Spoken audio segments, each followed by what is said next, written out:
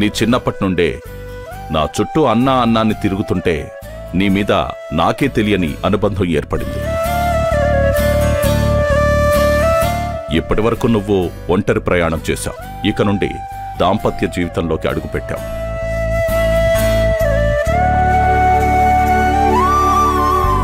ఇక నువ్వు సక్సెస్ కావాలంటే కొత్త అలవాట్లను చేసుకోవాలి.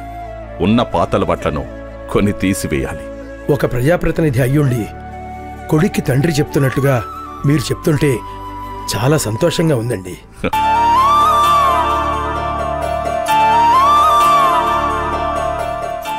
సత్య, వెళ్ళి కారెక్కండి. సూర్య అన్నా, జాగ్రత్తగా డ్రైవ్ చేయి. ఇంటికి క్షేమంగా చేరుకోవాలి. పదండి.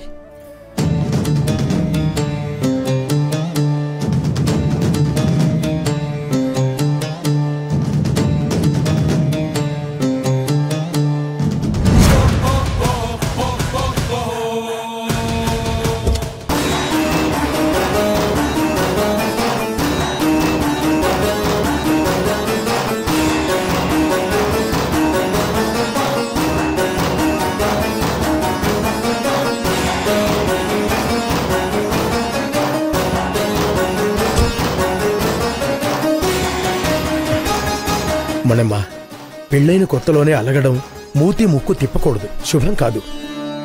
ఈ పెళ్లి ఎవరికి తృప్తినిస్తుంది, ఎవరికి శుభాన్నిస్తుంది? ఈ సంబంధం నాకిష్టం లేదు. నా కొడుక్కి కూడా ఇష్టం లేదు. ఇష్టం లేని కోడల్ని ఇంటి లోపలికి ఎవరు తీసుకొస్తారు?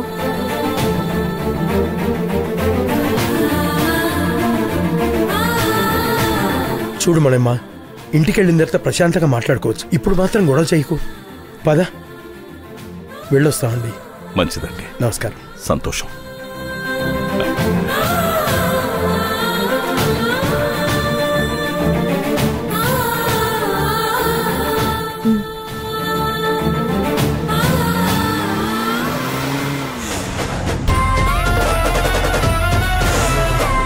మన ప్రయత్నం సక్సెస్ఫుల్ అయింది.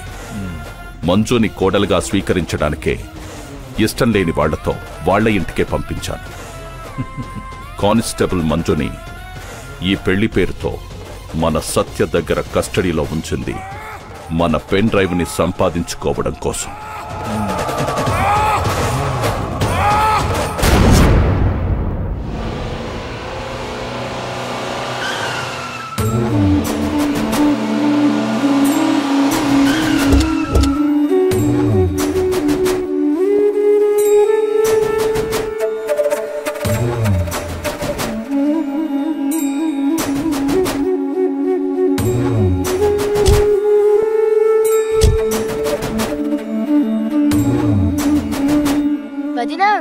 ఫస్ట్ టైం మా ఇంటికి వస్తున్నావు కదా, ఈ మూమెంట్స్ ని సేవ్ చేసుకోవాలి. కమ్ ఆన్, ఒక సెల్ఫీ.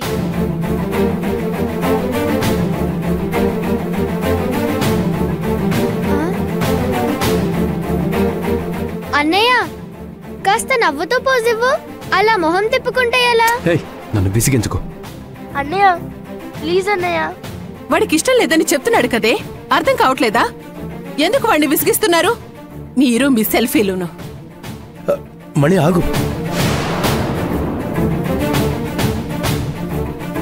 కొడుకు కోడలు పెళ్లి చేసుకుని ఇంటికొచ్చారు. వాళ్ళని అలా వదిలేసి వెళ్ళిపోతే ఎలా చెప్పు? ఏం చేయాలి? కొత్త కోడలికి దిష్టి తీసి హారతిచ్చి లోపలికి తీసుకెళ్ళాలి. అది మన సాంప్రదాయం కదా.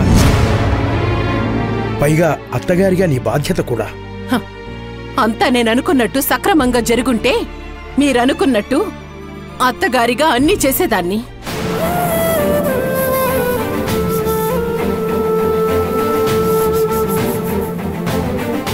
కాని అడ్డదారిలో వచ్చిన వాళ్ళకి నవ్వుతూ స్వాగతం పలికేంత గొప్ప మనసు నాకు లేదు. అక్కడే వదిలేసిన పరువుని ఇక్కడ దాకా తీసుకురావడమే పెద్ద విషయం. అలాంటిది ఇంకా దిష్టి తీయాలి, హారతివ్వాలి, స్వాగతం పలికి సాదరంగా ఆహ్వానించాలి అంటే అది నా వల్ల ఏ పని కాదు. పిలవకుండానే మన జీవితాల్లోకొచ్చింది. పిలిస్తేనే గాని ఇంట్లోకి రాదా? అంత పట్టింపుంటే వచ్చిన దారినే వెళ్ళిపోమని చెప్పండి. మణి, చెప్పేది విను. మణి,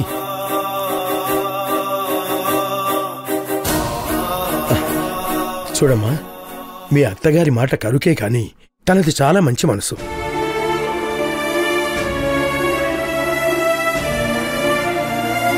తర్వాత ఎలాగో అర్థం చేసుకుంటావనుకో.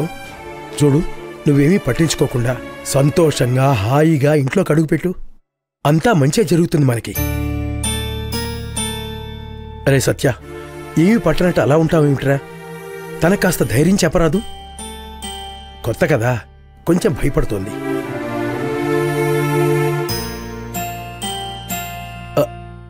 అమ్మా అమృత, మీ అత్తయ్య ఏమో అలిగి వెళ్ళిపోయింది. కొత్త కోడలు, అందులోనూ ఇంటి పెద్ద కోడల్ని ఇలా ఇంటి బయట నిలబెట్టడం బావుండదమ్మా. బయట ఎవరైనా చూసినా కూడా మర్యాదగా ఉండదు. ఈ ఇంటికి చిన్న కోడలు అయినా కోడలుగా ముందుగా వచ్చింది నువ్వే కదా. కాబట్టి ఇంటి బాధ్యత అంతా నీదే. వెళ్ళు, వెళ్ళి ఆ కొత్త జంటకి దిష్టి తీసి హారతి ఇచ్చి ఇంట్లోకి తీసుకెళ్ళు. నాన్న చెప్తున్నారు కదా, వెళ్ళు. వాళ్ళని ఎంతసేపు అలా నిలబెడతావు? అలాగేనండి.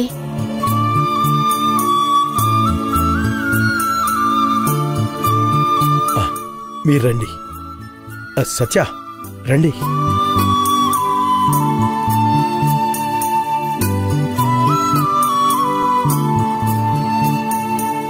సత్య, రండి.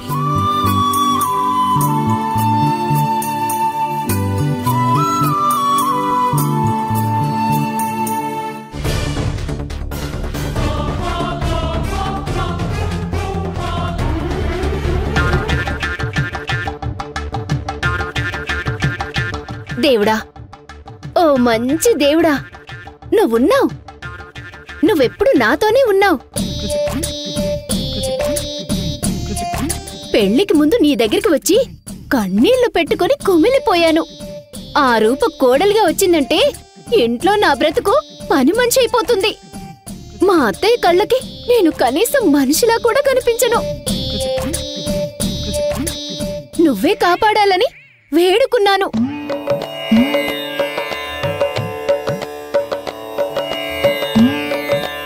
నా కన్నీళ్లు నిన్ను కదిలించాయి. ఒక్క మ్యాజిక్ తో ఏకంగా పెళ్లి కూతుర్నే మార్చేశావు. నువ్వు మామూలు దేవుడివి కాదు, మెగా దేవుడివి, సూపర్ స్టార్వి.